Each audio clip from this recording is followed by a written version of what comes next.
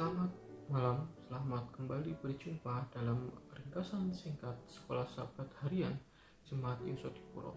Hari ini saya akan membawakan judul Pertentangan Besar di Padang Gurun hari Selasa 12 Juli.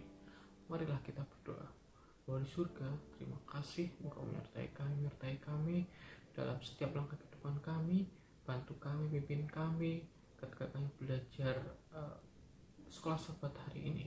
Biarlah kiranya Roh Tuhan membukakan pengetahuan kami dan kami mengerti isi dari pembelajaran hari ini dan dapat kami lakukan dalam kehidupan kami hari lepas hari dalam menyambut kedatangan yang kedua kali.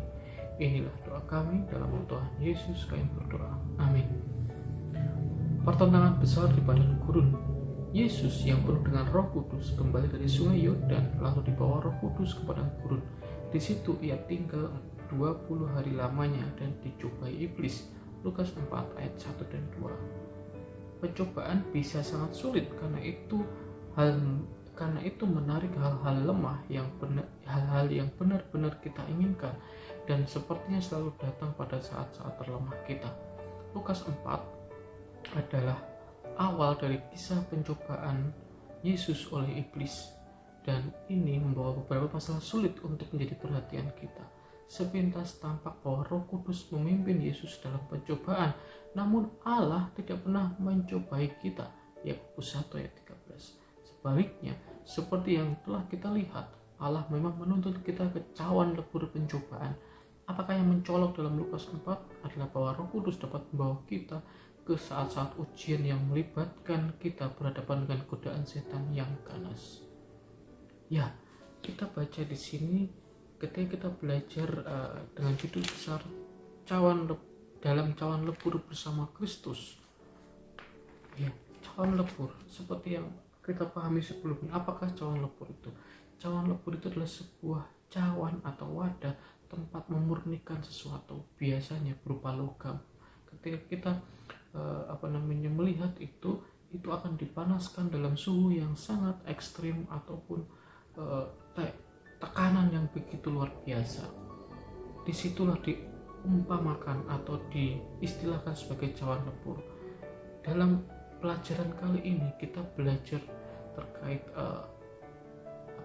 Roh Kudus yang seakan-akan membawa Tuhan atau membawa Yesus ke dalam cawan lebur pencobaan atau ke dalam sumber pencobaan.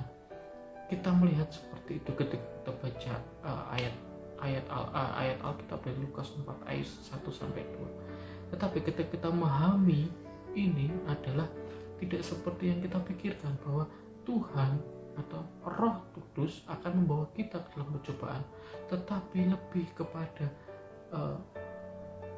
mengizinkan kita masuki pencobaan atau ujian itu. Ya, ia mempunyai suatu maksud yang hendak dilaksanakannya untuk kebaikannya.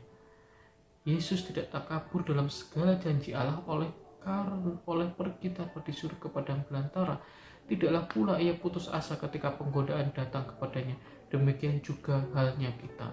Nah, Ellen G. White, Alpha Omega jilid 5 halaman 123. Nah, dikatakan dalam buku Alpha dan Omega jilid 5 ini dikatakan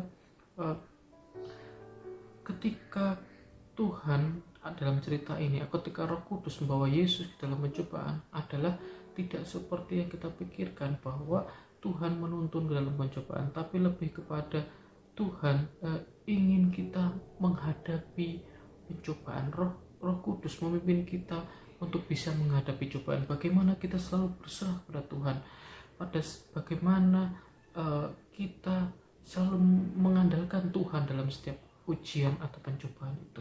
Disitulah makna kita dimurnikan, disitulah makna kita menjadi murni. Ketika kita lepas dari pencobaan, ketika kita bisa keluar dari pencobaan, maka kita menang dalam pertentangan besar tersebut.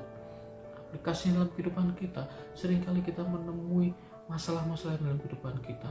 Kita harus selalu mengandalkan dalam kehidupan Tuhan, kita harus selalu mengandalkan kekuatan Tuhan dalam kehidupan kita. Jangan pernah mengandalkan diri kita.